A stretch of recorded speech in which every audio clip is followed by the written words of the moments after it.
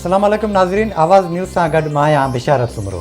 आया संझा सैयद हल्ला से हेडलाइंस तरफ।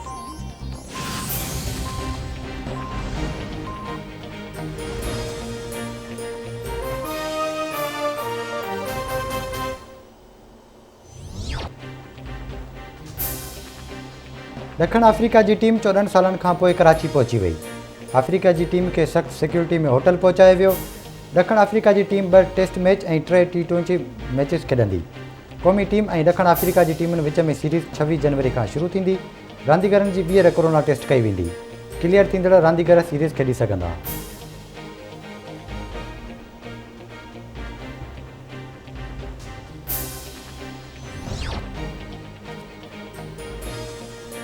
मुल्क में कोरोना वायरस जा हमला जारी। कोरोना वायरस वधीक 45 ॼणनि जूं हयातियूं विड़काए वियो। फौतनि जो अंग वधी 10,908 ताईं पहुतो। NCOC मूजिबि गुज़िरियल 24 कलाकनि दौरान 2,432 नवां केस ज़ाहिर। मुतासिरनि जो अंग वधी 5,16,970 थी वियो। 4,72,099 मरीज़ वायरस खे शिकस्त ॾेई सिहतयाब थी विया।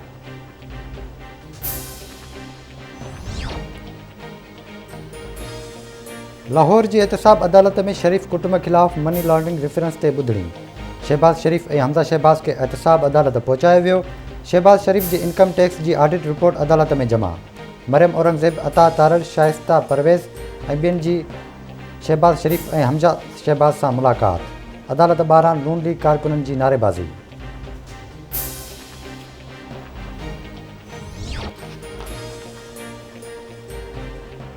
वफ़ाक़ी सरकार फिर ॿीहर अवाम मथां पेट्रोल बम कराए छॾियो। अवाम जा 2 हथ मथे ते अची विया।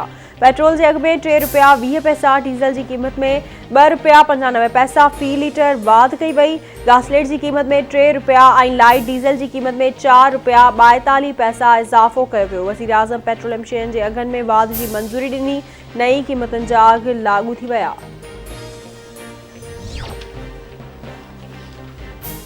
मुल्क जो सरबराह करप्शन करे त मुल्क तबाह थी वेंदो आहे। हुकुमरान जवाबदाह हूंदो त मुल्क तरक़ी कंदो। फ़ैसिला मेरिट ते कंदो आहियां, कंहिंखां बि इस्तीफ़ा न आहे घुरी। काबीना जो फ़ैसिलो गॾियल हूंदो आहे। कंहिं वज़ीर या सलाहकार खे फ़ैसिलो क़बूल न आहे त भले इस्तीफ़ा ॾिए। वज़ीर आज़म इमरान ख़ान जो ख़ांगी TV खे इंटरव्यू। चवे थो पाकिस्तान में ख़ानदानी सियासत हलंदी आई आहे। मुख़ालिफ़ दर सूरत हाल जो फ़ाइदो वठणु चाहे थी। हिननि जो हिकु ई मुतालबो आहे त NRO ॾिनो वञे।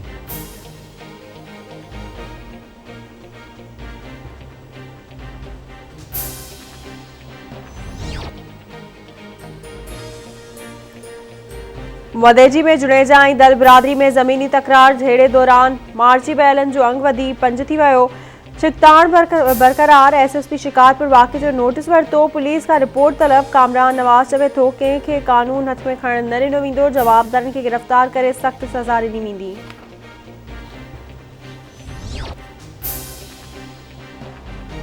पीर जो ॻोठु लॻो हादरशाह वारे इलाइक़े में वहशत जो निशानो बणाइण खां पोइ बेदर्दी सां क़तलु कयल मासूम ॿाड़ी मोनिका लारिक जे केस में घुर्बल असुलु जवाबदार कानून जे पकड़ में न अची सघिया।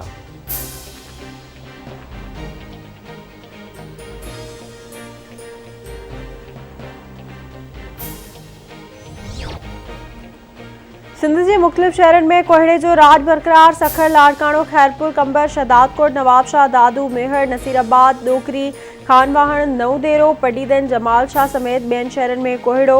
ट्रैफ़िक जी अचवञ मुतासिर। मोटर में पुलिस जी कोहिड़े दौरान फोग लाइट्स इस्तेमाल करण ऐं गैर ज़रूरी सफ़र न करण जी हिदायत।